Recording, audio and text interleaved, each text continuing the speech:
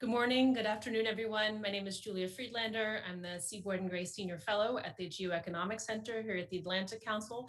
And it's my honor today to welcome you to a very timely discussion. It's the latest installment of our Regulatory Policy and Foreign Affairs Roundtable series, and this is on digital tax.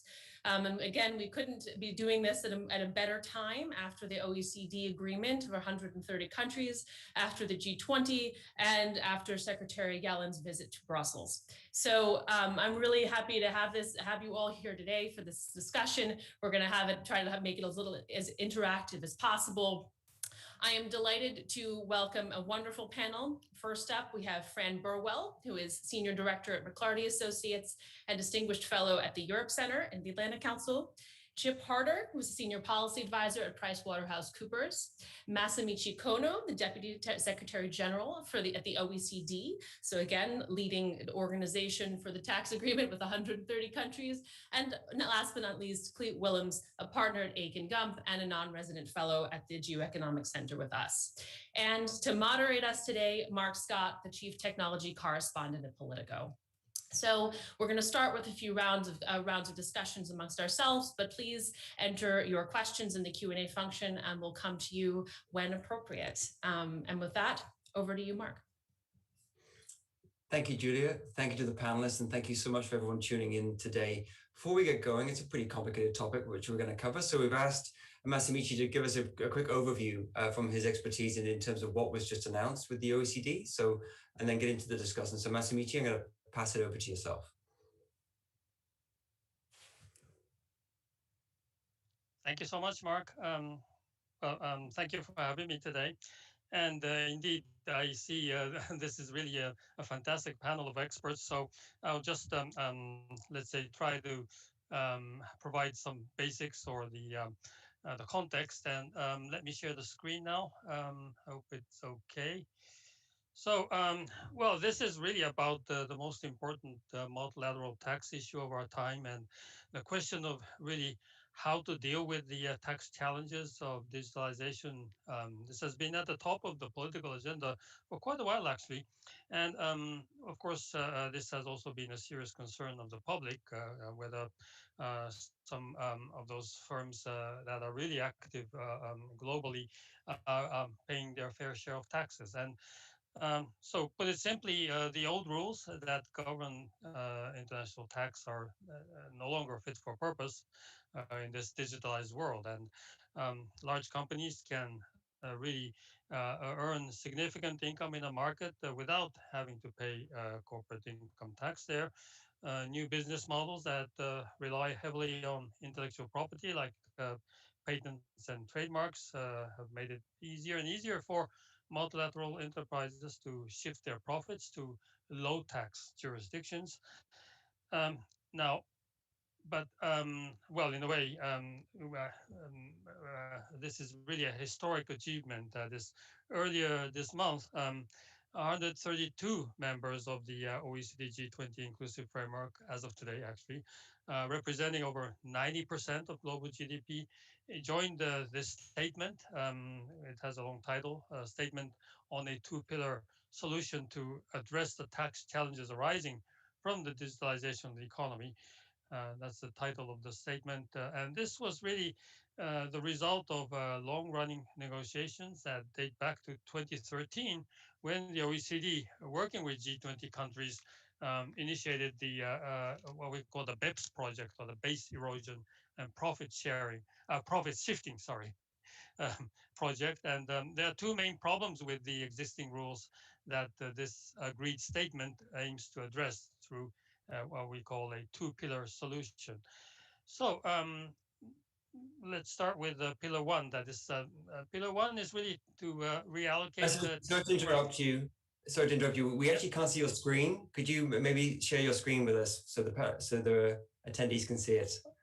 Okay. I'm not sure what happened because I was sharing it. Let me try here.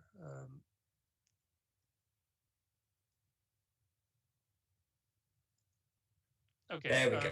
Thank you. Okay, sorry. So I'll go back to pillar one then. Just a second, please, from the beginning. Okay, so when I talked about 132 jurisdictions, this is the list. And now the two-pillar approach. Sorry, maybe this is another challenge of digitalization. This pillar one, this is really about reallocating taxing rights, and that is um, basically this modernizes outdated rules to ensure that a fairer distribution of profits and taxing rights across countries with respect to the largest multinational enterprises will take place, and that those what we call MNEs, the multinational enterprises, are the winners of globalization. And to put it simply, we want them to pay their fair share of taxes. And those enterprises typically earn a lot of their income in jurisdictions in which they don't have physical presence. And the current century-old rule actually requires taxation to take place in a place where there's physical presence. And so that already is is a problem in this digitalized world. So market jurisdictions are now able to tax companies that earn profits from users and consumers located there without such physical presence. And then going on to the second pillar, which is really a minimum tax. And this is a pillar that puts a floor on tax competition on corporate income tax through the introduction of a global effective minimum corporate tax that countries can use to protect their tax bases. And this pillar too does not eliminate tax competition because let's say you can still have um, tax rates that are lower than some other countries in a jurisdiction, but it does set a multilaterally agreed limitation on it. And well, I mean, of course, some countries tax or apply higher rates, some others apply lower rates, but all sides were really willing to compromise to have an agreement. And this let's say, two-pillar package really is something that is a fundamental reallocation of taxing rights in 100 years, a very historic agreement. And what is striking is that we had large and small countries, advanced and developing countries. They all found an interest in actually coming to an agreement. Because of course this is really a result of intensive negotiations over quite a long period of time, and many compromises were made, but also certainly the benefits outweighed whatever compromises that were made by jurisdictions. And um, well, also in this context, in this COVID crisis, of course, national budgets really are squeezed, and this two-pillar package will provide much needed tax revenue. And well, pillar one is really reallocating taxing rights on more than 100 billion US dollars of profit to market jurisdictions. So it is more like more about reallocation. But pillar two is really going to generate, according to our estimation, around 150 billion US dollars in additional global tax revenues per year. Um, and well, just to say that all of this would not have been possible without the high level political support of the G20, which has really been instrumental in reforming the international tax architecture. And of course, this is a long series of reforms that we've been working on in terms of transparency, ending bank secrecy, tackling tax avoidance, and of course, now putting a floor on a race to the bottom on corporate income tax rates. And here you can see the most recent finance ministers and central bank governors meeting communique, in which this issue is figuring quite prominently, this paragraph starts with mention of a historic agreement. But anyway, we have a lot to do, and this highlighted part, of course, talks about further work that we need to do to finalize the design elements within the agreed framework, and the detailed plan for implementation, which are due by the G20 Finance Ministers meeting and the G20 Leaders Summit in October. So this timeline is ambitious, but it is certainly essential for the stability of the international tax system, avoiding trade wars, and that we hope that we can maintain this positive momentum and ensure that the agreed results will be implemented in 2023, as it is indicated here. So maybe I should stop here, and please, over to you, Mark. That's great, Masamichi. That's a pretty good overview of where we are and where we need to get to by October. Chip, can I just turn to you as someone who's been until very recently deeply involved in these discussions? What did you make of the agreement that came out at the beginning of July? I was very impressed in two respects. First, the paper issued by the Inclusive Framework is quite comprehensive in terms of the number of issues it covers. Some level of specificity on most of the key political issues. If you read it, it reads like a pretty good high-level summary of what we saw in the blueprints, the Pillar 1 and Pillar 2 blueprints, which were released last October, but without a lot of the qualifying language about, nothing's agreed until it's all agreed. And the IF communique, did clearly resolve the scoping issue, which had been holding up discussions until the new administration came in with its proposal to use quantitative scoping rather than scoping based on consumer-facing business activities or digital activities. And so that's a very significant breakthrough, that the most contentious issue has been addressed. And although there is a great deal of work to be done in terms of filling out some of the details and writing implementation rules, it does seem to me that the high-level political design issues around design features have pretty well been addressed, and the remaining details are just that, details that I'm fairly confident that the administration and the OECD is in a good position to work through. I mean, the political will is there, and while the remaining details are very important in terms of coming up with a regime that is both administrable and in seeing whether it gets watered down by some countries in the implementation process, it will happen. I think there's a very good chance that it will happen. The part of my confidence is for the second thing I found of note, which is that the language of the Inclusive Framework document, the G7 document, and the G20 communique is really, they're all quite unqualified. I think everyone on this panel has had experience negotiating the language of OECD communiques and G7 and G20 communiques. And I was just struck by the fact that these communiques are pretty straightforward in saying that there has been agreement on these design features. And none of the qualifying language about, nothing's agreed until everything's agreed, et cetera. So I was struck by that.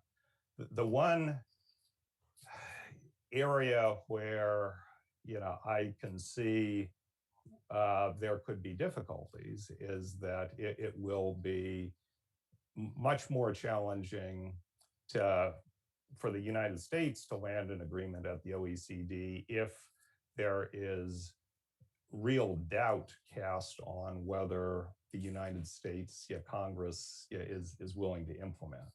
And so I do think attention will be turning to the legislative process. The administration strategy has been that agreement on Pillar 2, stops the race to the bottom and sets a floor with respect to global international taxation.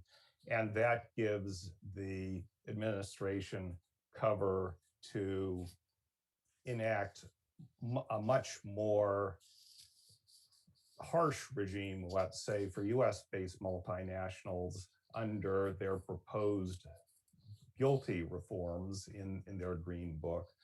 And I have some fear that that very aggressive agenda on the domestic legislative front may create a bit of a political backlash, which could make the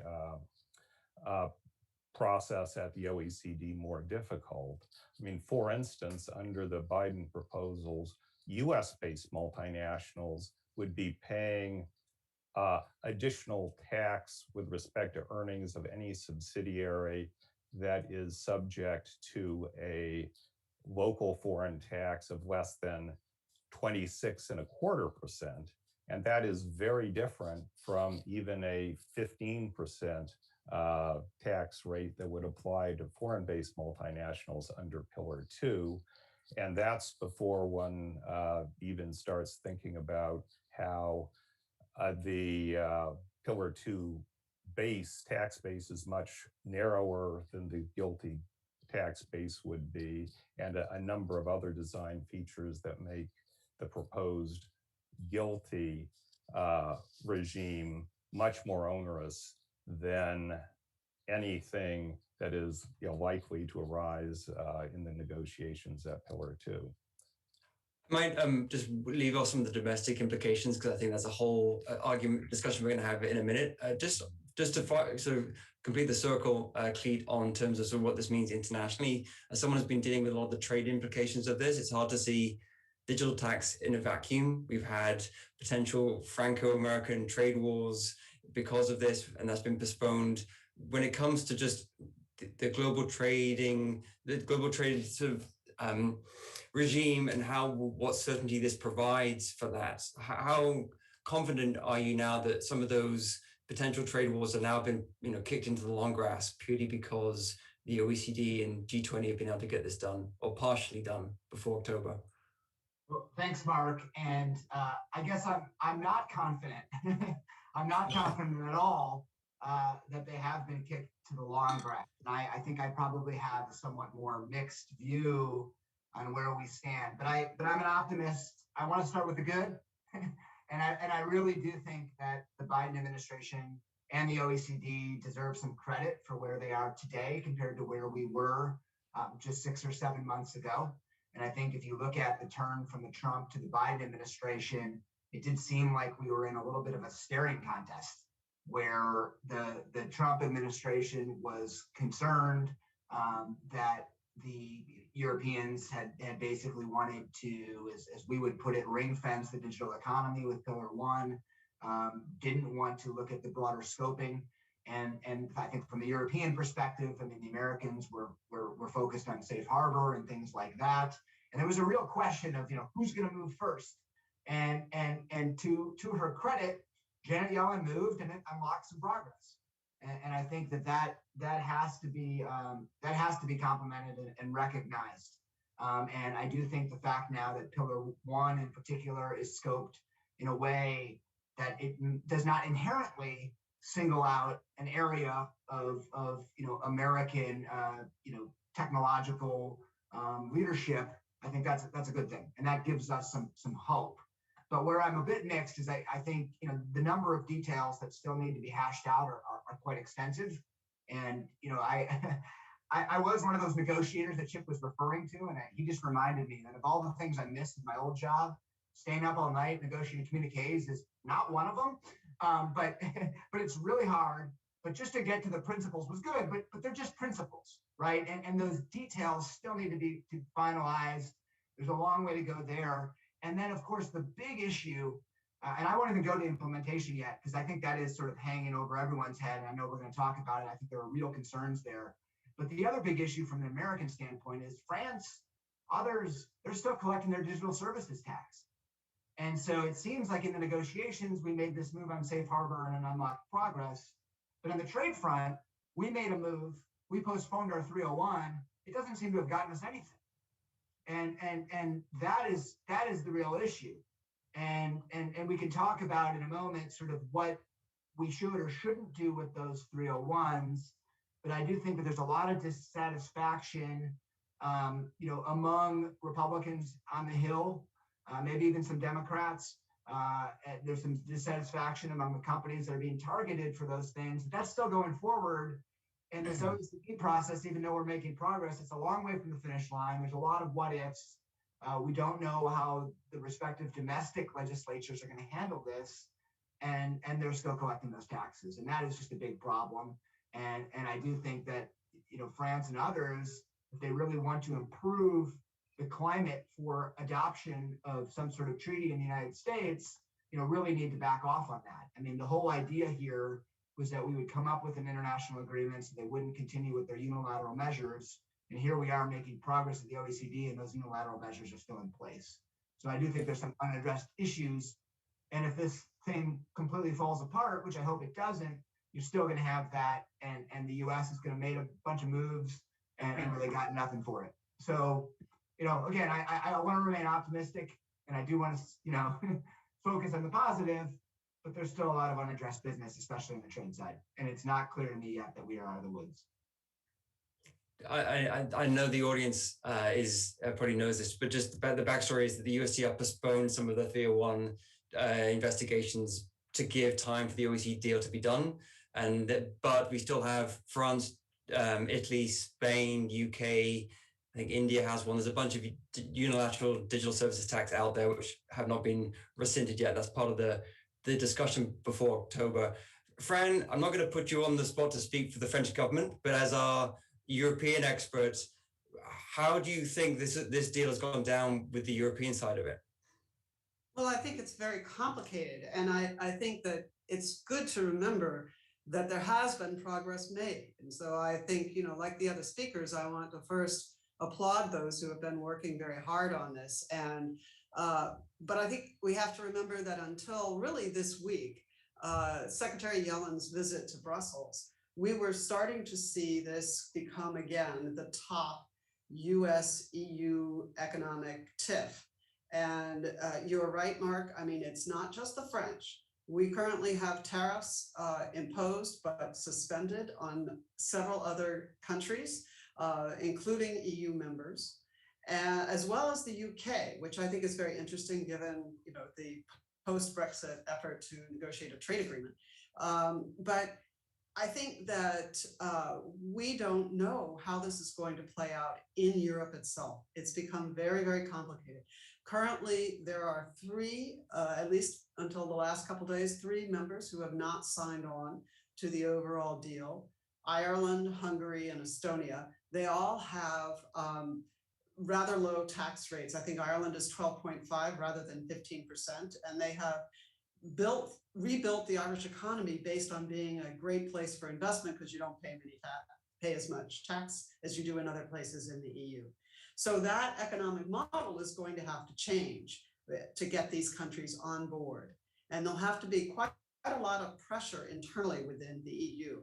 And Hungary has shown itself on a variety of issues over the last few years to be resistant to peer pressure within the EU. In fact, Prime Minister Orban seems to revel in resisting peer pressure. I think it's good to recognize as well, in terms of the DSTs overall, that these are becoming very popular among European legislators. There are 13 EU member states that either have a tax, they may not have implemented it under pressure from the United States yet, or they may be collecting it at the end of this year, or they have proposed it, or it is somewhere in the legislative process. So that's quite a few. And then it's complicated even more because the EU itself has been talking about proposing a digital services tax. The Commission put one forward a few years ago, and then it failed to get a consensus. Tax decisions require unanimity within the EU. It failed to get a consensus, and now it has come back because it's faced with different tax regimes in different member states. This week, following Secretary Yellen's visit, Executive Vice President Margrethe Vestager said that the tax would be delayed. It was to be announced next week. I think actually first it was to be announced in the last few days. It was delayed till next week and now will be delayed till October. We don't know the shape of that tax. There is a report that it may turn out to be something broad, like a sales tax at 0.3%. But we don't know what the revenue threshold is. Is the revenue threshold for the companies involved going to be so high that it really captures only a few American companies? Or is it going to be something rather low that would mean that it affects a lot of companies and is not discriminatory towards American companies? And to make it even worse, the EU's Coronavirus Recovery Fund is supposed to be funded out of this tax. So it's going to be very difficult for the EU simply to say, I'm sorry, we're not going to do some kind of digital tax, because they're going to need their own revenues to pay that back. So we'll have to see whether what the OECD comes up with in the final end is something that the EU can use to restore its own revenues for COVID recovery. I should add that the digital levy for the European Union is a very small part of their recovery fund. Most of it comes from emissions trading, but that's a fair point. Masamichi, can I just come back to you in terms of that tension? I was surprised, and frankly, it was optimistic to see so many of the 130 countries signing up to the deal. But do you, as we move forward now between now and October for the detail, the ongoing tension as discussed by the other panelists in terms of even transatlantic tensions, let alone India, China, etc. Are you concerned that when we get into the detail, the agreement that was announced a couple of weeks ago may run into trouble? Thanks. Well, first, I would say, of course, you can see this glass as half empty, but I would rather see it as half full, or even more than half full, because in this statement, there is actually an important line which says that this package will provide for appropriate coordination between the application of the new international tax rules and the removal of all digital services taxes and other relevant similar measures on all companies. And of course, there's a lot of detail to be fleshed out, but those who agreed to this statement certainly recognize very clearly that the way to go is to have an agreement along this statement, and not to go into either on their own unilateral measures, which will create double taxation, triple taxation. It will also ignite the trade war. We are almost sure about that. So let's say, of course, at the moment, certainly the EU postponement of its digital levy plan is welcome, and this will certainly allow the inclusive framework to finalize the agreement, and including that passage that I just introduced. But of course, in the end, everyone will have to play his or her part, in the sense that no country will do something that will be inconsistent with this global deal when it's done. Thanks. There is a lot of detail to get through. I just want to maybe turn to the US side of this, purely because no treaty can be done by the executive branch, as we all know. It needs support on Capitol Hill. Clete, you mentioned this before, but I hear rumblings already that of concerns in terms of what does this do for US competitiveness? What do we do about unilateral DSTs elsewhere? I mean, if you were a betting man, how likely is it that Republicans and Democrats will support this going forward? Right. Well, let me start on the Democrat side and then go to the Republican side as well. I mean, I think on the Democrat side, of course, there is a greater interest in really trying to coordinate with this administration. There is some support from some of their overall tax policies. But as I understand it, folks on the Hill who are looking at tax issues right now, they're really focused on trying to raise revenue for some of their spending proposals, and less focused on how are we going to reform international tax rules. And so they're moving forward with some of these ideas, putting those packages together, and really not paying maybe as close attention to every ebb and flow of the OECD as one might think. And that does raise the question, if you go through this whole exercise in either 2021 or 2022 to potentially raise taxes to increase revenue, are you going to go back, next year or whatever when we have the OECD details and do it again? Whether it's, and I know there are mixed opinions on whether a treaty is required for all of this, whether Pillar 1 requires it, Pillar 2 doesn't. But the point is, you're going to need at least a majority, at the very least, for Pillar 2, and you probably are going to need a treaty for Pillar 1. And is anyone going to really have the stomach to go do that next year after we've just raised a bunch of revenue for infrastructure? And I think there's real questions about that. And then on the Republican side, they've been very open about what some of their concerns are. And I would, for folks who haven't looked at it, Crapo and Brady sent a letter to the administration that I thought was very clear and really laid out three things. The third one, which I won't spend more time on, I already hit on, was, hey, DSTs are still proliferating around the world. And that, of course, is one of their concerns. But the other two, I think, are maybe even more serious in the context of the adoption of a proposal. And that's that, in looking at Pillar 1, there is some concern that, okay, even though we've now scoped it in a way that theoretically doesn't apply to American companies only or most prominently, once we see the details, is it still going to disproportionately fall on American shoulders? How are the carve-outs going to work?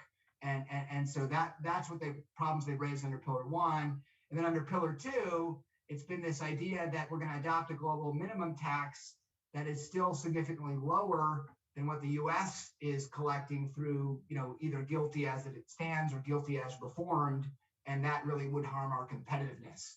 And so I think, again, those are three issues that they've laid out that I think, could raise some serious issues here. And so I do think if the administration wants to be able to successfully implement this, they're really going to have to find a way to address those concerns and probably better coordinate with Congress on both sides of the aisle. Chip, just to follow up on that, to play devil's advocate, if the US really wants to move away from a focus on the digital economy to include the whole global economy, as per the Biden plan announced back in April, is it not fair to say, fine, you might hit a competitiveness that US companies may end up paying more tax, but that is the price to be paid to avoid unilateral taxes proliferating elsewhere, if we can get an OECD deal across the line? Is that not something that maybe, yes, is a difficult political sell, but that is the compromise on the table, and that's what we have? It breaks down a little differently for each pillar. With respect to Pillar 2, the idea is that Pillar 2 would not apply to US-based multinationals because the GILTI is viewed as a qualified income inclusion regime. On Pillar 1,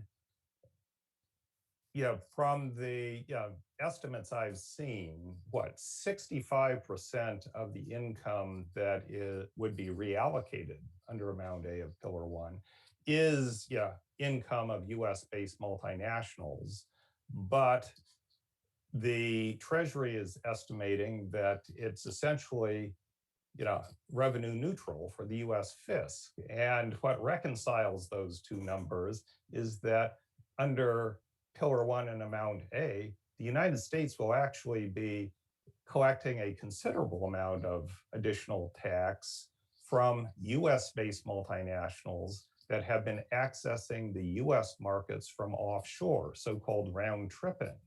And so this is actually something that Congresses have been trying to address over the last couple of decades, but have not been able to do so successfully because of competitiveness concerns.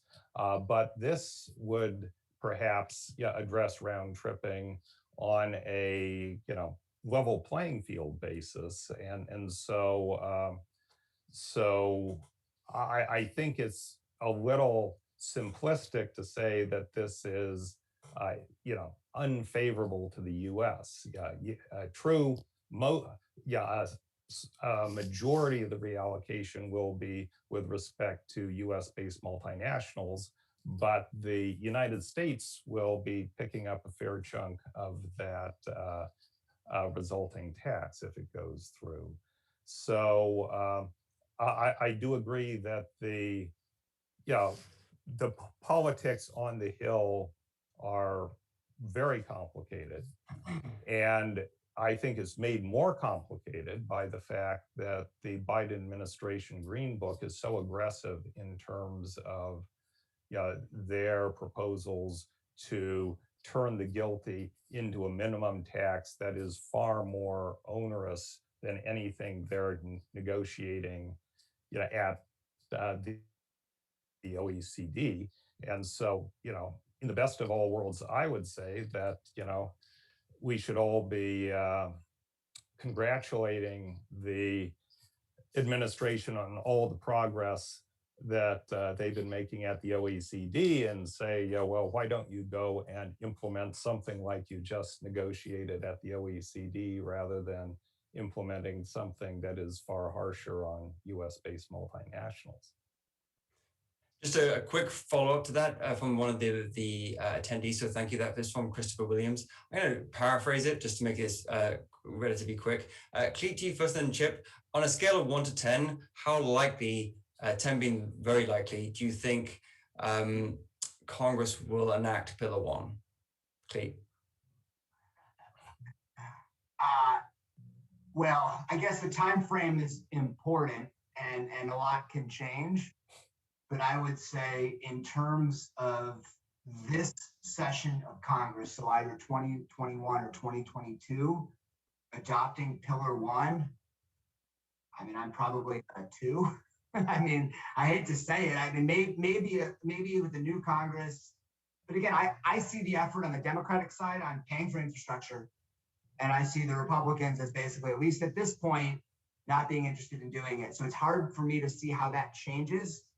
And especially if we don't have these details now, and we're going to have in best case scenario maybe in October. So I think it's very unlikely. Now I think things could change, and I want to have that caveat out there. I think a subsequent Congress could take a look at it, and a lot can change in 2 years. But in the very short term, it just doesn't seem to me like we're close.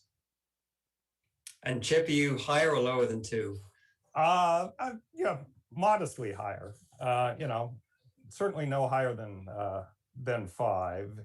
But I would observe that even if the U.S. agrees to it at the OECD, but let's say is rather slow in implementing, that is an interesting situation in that if the United States doesn't amend its tax treaties immediately, foreign countries will nevertheless be able to impose Pillar 1 tax on the offshore profits of US-based multinationals, on the profits of the Irish and Swiss and Singapore subsidiaries of US-based multinationals that are doing business in market jurisdictions around the world. So, actually, other countries would start collecting a fair amount of tax, a pretty good portion of the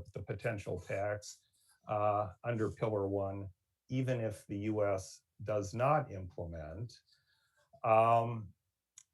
Simultaneously, Congress would be just leaving money on the table by failing to implement, given that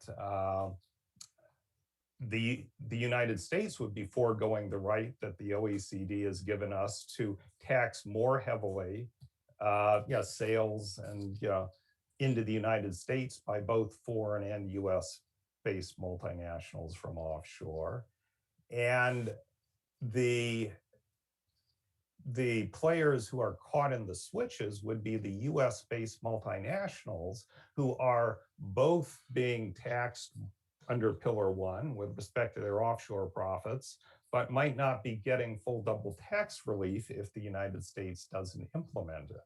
So it's a situation where, over time, one might think the incentives would be to, that maybe it actually makes sense to ratify. Though again, I certainly do believe that the politics could be fairly fraught.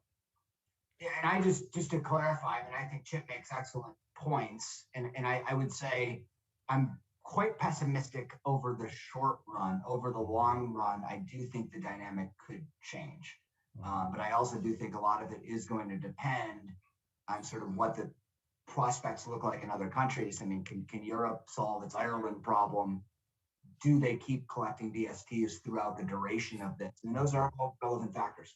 Yeah, and I think it's the DSTs that are the real sticking point here, given that, I think, many, countries would be reluctant to stop collecting their DSTs, given that it's not clear that the United States will actually implement, Pillar 1 in the near future. And so, that we could be in a dynamic where we've got partial implementation around the world. We still have DSTs being collected, and we may be back in Section 301 land again. So it could be very complicated, but it wouldn't be the first time that the United States signed up for an international agreement that took a while to get ratified by Congress, and it could play through in the long run eventually, though I do think DSTs would be the complicating factor. Fran, I'm just going to come to you in just 1 minute to ask about the quote Irish problem. And as a proud Irishman myself, I'm interested in your views. But before we get to that, I want to come to Masamichi in terms of a couple of questions that have come in terms of how this deal may or may not benefit or have implications for developing economies. I'm struck by the final deal is pretty much what the G7 announced back in June, and how much do you think this then takes into account the interests and needs of the lower middle and income countries that are also part of this deal? Thank you. Well, when we talk about the developing countries, of course, they've been participating because actually they see their benefit in joining this agreement. But then, one reason, of course, is that well, in a way, those countries that have MNEs, the multinationals headquartered, are actually conceding or giving up taxing rights over some of the profits of those MNEs, and actually market jurisdictions, including developing countries, will actually acquire or obtain the right to tax those profits. And then in the fine print, there are some, let's say, either compromises made around certain points, including a review of the scope of the Pillar 1 agreement after 7 years, a certain lower threshold for the application of Pillar 1, which have, of course, the smaller countries in mind. And then there is a certain rule called the subject to tax rule. I don't want to go into the details of that, but under Pillar 2, there is a certain rule that will again protect the taxing rights of those developing countries. Well, of course, compromises have been made all around, but at the same time, we have 132 countries actually seeing a great interest in agreeing to this framework. And of course, each country has its own issue of ratification, of implementation. But what we want to make sure is that everyone sees through all those complications and really find the great benefit that they can derive from having a multilateral agreement. And again, I would like to stress this is as opposed to a world in which we had no agreement and there's already this issue of double taxation, etc. But let's say, politically speaking, also there's really a lot of benefit that we can derive from a more stable and fairer international tax system. Thank you. Fran, I want to come to you because it's not just the US who has its own political challenges. If this is going to get through the European Union, you need unanimity. And as we saw in 2018 with the EU's DST, that didn't happen. You now have Hungary, Estonia, and Ireland, as you mentioned, not signing up and being quite vocal about they're going to defend their rights. Although I think Janet Yellen said yesterday that she was confident that Ireland would give up its 12.5%. How do you see that going forward? It feels to me Ireland have used 12.5% as an industrial policy since the 1980s. It's been very successful for them. Is it a question of sign up or else, or how would you convince these low tax countries to sign up? Well, I think that you're right. It is an industrial policy for Ireland, and it's been enormously successful, or at least it is attributed to have been enormously successful. But Ireland is a different country economically than it was in the 1980s. And I think this kind of low tax strategy doesn't really fit with, a country whose capital was trying to bring in and successfully brought in quite a lot of business post-Brexit from financial services. So I think that the Irish economic model, it is time for it to change to be what it actually is, which is a highly educated workforce that speaks English and that is part of the European Union. And those are great selling points by themselves. I think that this is hard for Irish domestic politics, but I think that as the ball gets rolling, let's assume that there is an agreement. Let's assume that quite a number of EU countries join and that they actually begin to revise their digital services taxes to be in line with what is recommended by the OECD. So they may not be digital services taxes anymore, DSTs anymore, but they will move to the new format. And so I think that Ireland will face increasing pressure, particularly given the support that Ireland has received over the last few years in terms of Brexit and the Northern Ireland Protocol. So I think that Ireland's days as a low tax place are numbered. 15% isn't that much. We're only 12.5%, so it's what, 2.5%? I think what is going to be challenging though is what I just talked about, which is getting the EU countries who already have DSTs to shift to this new form of taxation, especially if they think that the US may be very slow or may not even do it. But I think they will do it eventually. It will be slow, it will be patchy, but eventually the argument will be, do the member states have these taxes based on the OECD agreement? And then can the European institutions, can the Commission put forward something else that is a digital transactions tax or something like that they've been talking about after this process is completed? And when is the moment to put that forward? And how does it sync with the national taxes? There goes your invite to Dublin, Fran, but I think I agree with you. Chip, you had a comment in response to that. Echoing some things Fran said, my personal experience has been that the Irish are incredibly astute in these tax negotiations, even though they're not directly members of the steering group of the inclusive framework or on the bureau of the CFA. But they're very astute. They've handled themselves very well. I'm absolutely sure they will protest every step of the way at being forced to raise their corporate income tax up to 15%. But at the end of the day, I do think that if there is a wide adoption of Pillar 2, they will conclude that they are at least as well off as they are today. Because in today's world, other countries can undercut their 12.5% rate.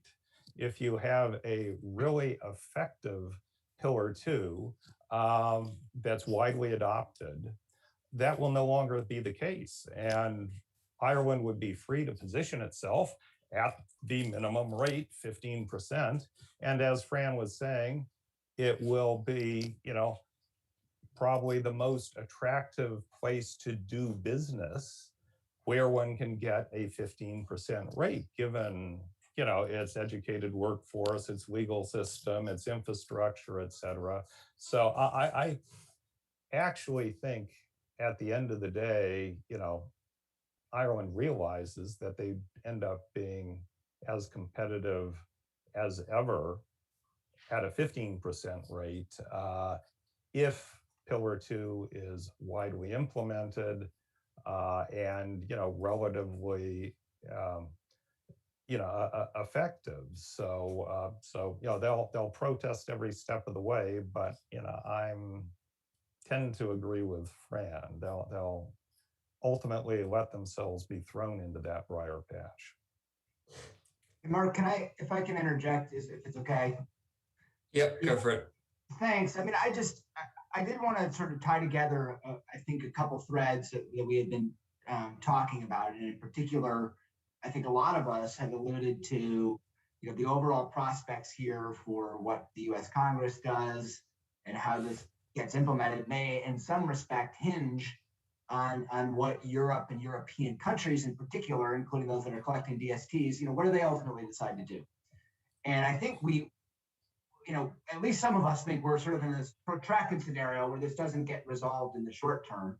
So the one really big question, I think, is going to be, does there become a point in time when the administration takes a look back, or either on their own volition or because they get a ton of pressure from Congress, takes a look back at where the 301s stand, and do they decide it's time to ramp up pressure again?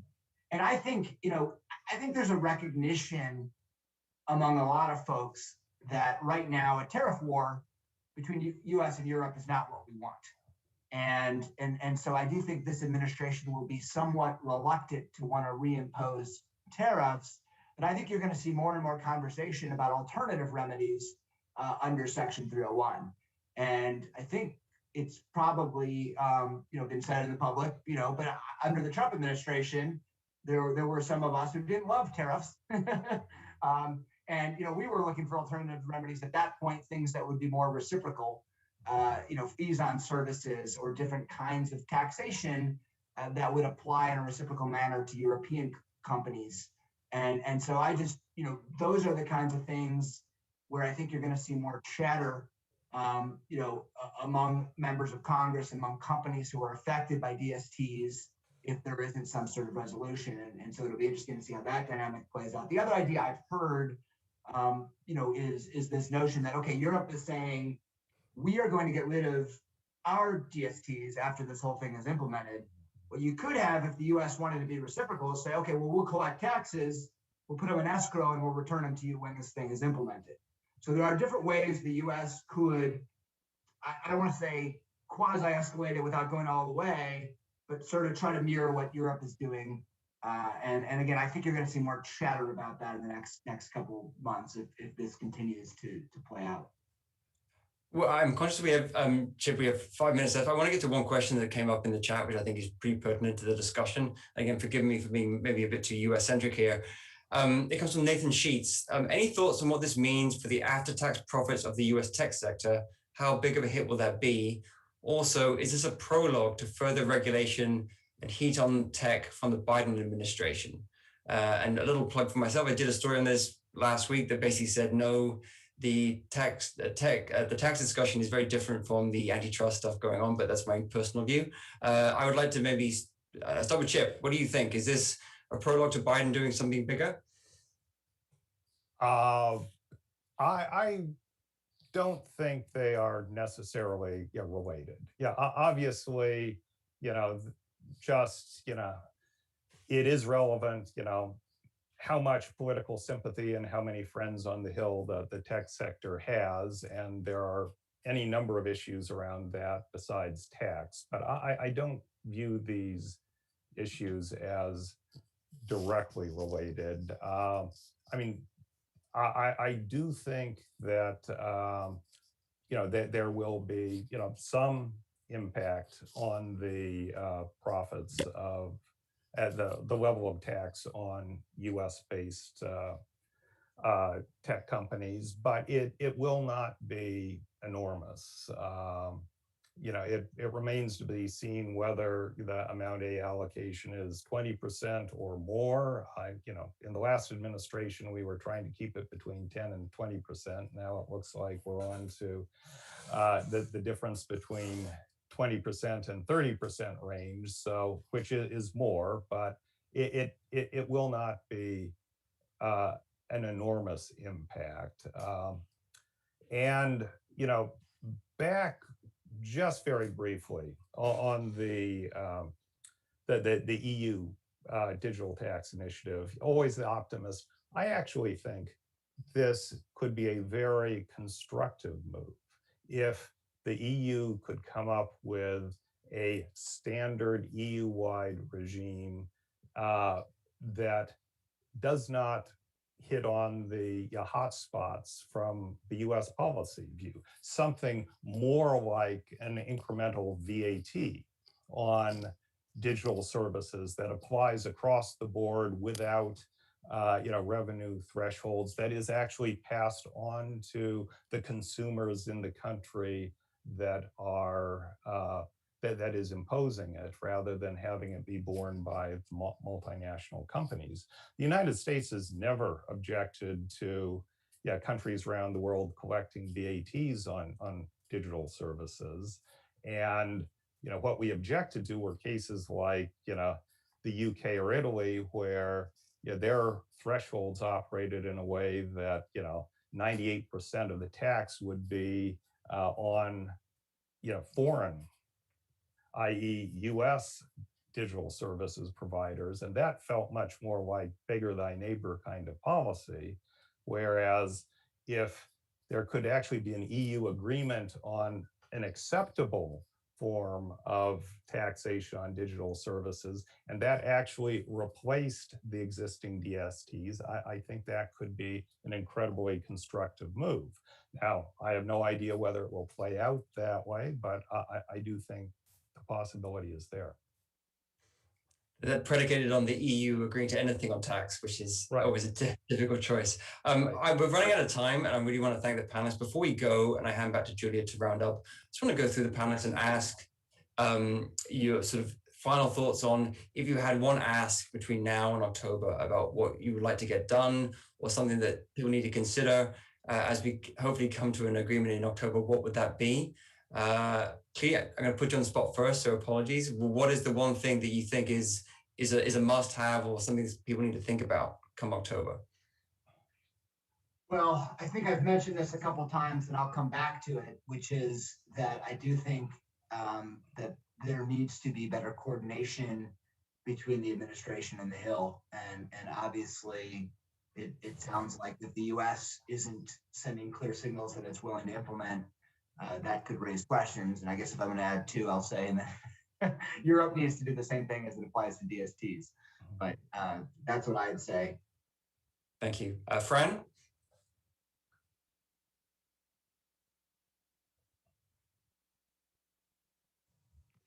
Sorry.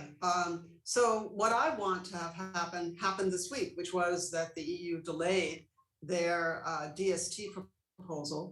I agree with the idea that this could be very promising to have kind of this, 0.3% that is added on to, from a consumer point of view, is just an increase in VAT on digital transactions. I think, though, that between now and October and the end of the year, the US and the EU need to keep talking about this and about what's acceptable and what's not. I just very quickly point out that on the USTR 301 cases, Austria is in the dock. They have an online advertising tax, and the threshold is very high, like $750 million. Hungary has the same thing. The threshold is very low, and it's not seen as discriminatory against US companies. So that's just something to ponder. Masamichi, I'm going to give you the last word. So Chip, what would you like to see come October?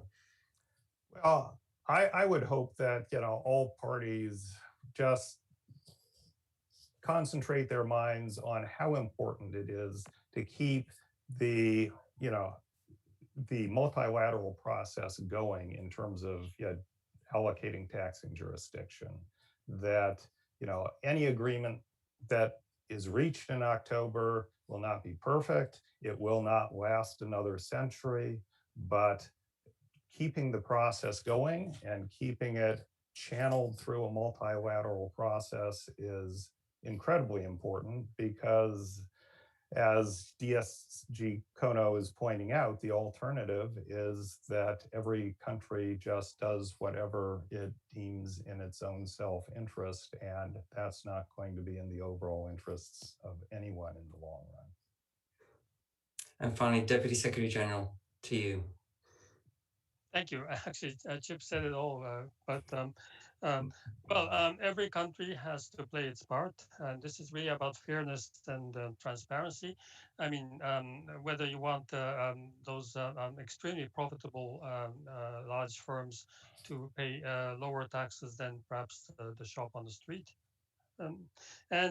Having spent my past career as a trade negotiator for a certain period, I can certainly mention that I think you should have a trust in your negotiators not agreeing to something that will be totally against your country's interest. I mean, that's out of the question. So maybe if you can build some trust there as well, I'm sure we'll have a good deal finalized in October. We already have an extremely important basis for that.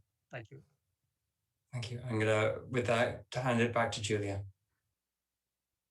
Thank you so much, Mark. And thank you so much to the Deputy Secretary General for taking the time, given his integral role in this process, and to Chip, to Fran, and to Clete for assisting us in unpacking both a technical and very political issue.